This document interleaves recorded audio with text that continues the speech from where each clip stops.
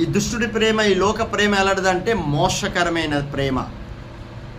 అది మనుషుల్ని మోసం చేసే ప్రేమ. అది యేసయ్య ప్రేమ ఎప్పుడైతే దేవుని ఆత్మ చేత ఎప్పుడైతే నువ్వు నింపబడతావో, పరిశుద్ధాత్మ శక్తితో నువ్వు ఎప్పుడైతే నువ్వు నింపబడతావో, నువ్వు అందరినీ నువ్వు ప్రేమిస్తావు.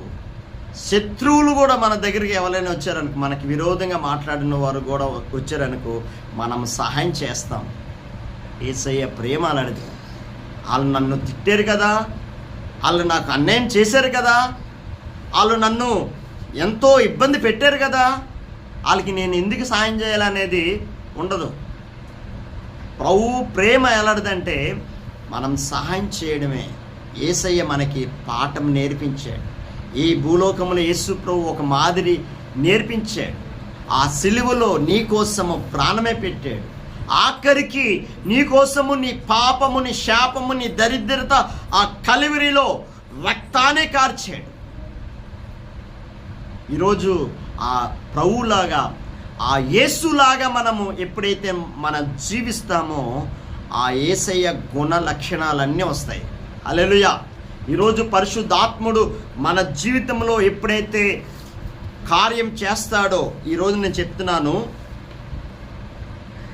మనం అనుకోవచ్చు మనం ఇది చెయ్యాలా అది చెయ్యాలా అనుకోవచ్చు, కానీ మన దగ్గర జ్ఞానం ఉన్నా లేకపోయినా దేవుడిచ్చిన జ్ఞానాన్ని పరిశుద్ధాత్మతో ఎప్పుడైతే దేవుని శక్తితో ఎప్పుడైతే నువ్వు నింపబడతావో, అప్పుడు దేవుడే నీతో మాట్లాడతాడు. ఈరోజు నేను చెప్తున్నా, యేసు ప్రభుతోని 3.5 సంవత్సరాలు శిష్యులు యేసయ్యని వెంబడించారు. మీరు గమనించాలా, ట్రైనింగ్ ఇచ్చాడు దేవుడు. నేను ఈ భూలోకంలో నేను ఎలాగ పరిచర్య చేశానో అదేవిధంగా మీరు కూడా చెయ్యాలా. యేసు ప్రభు ట్రైనింగ్ ఇచ్చాడు.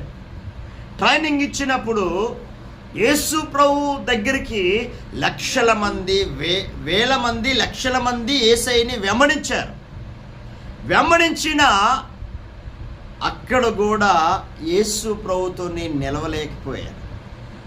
ఆఖరికి ఇంకా ఫినిషింగ్ అయిపోతుంది. 3.5 సంవత్సరాలు దాటింది.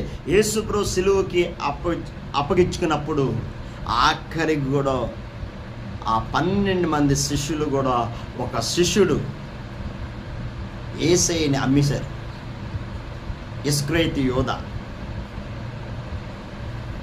అప్పుడు నువ్వు ఏదైతే నువ్వు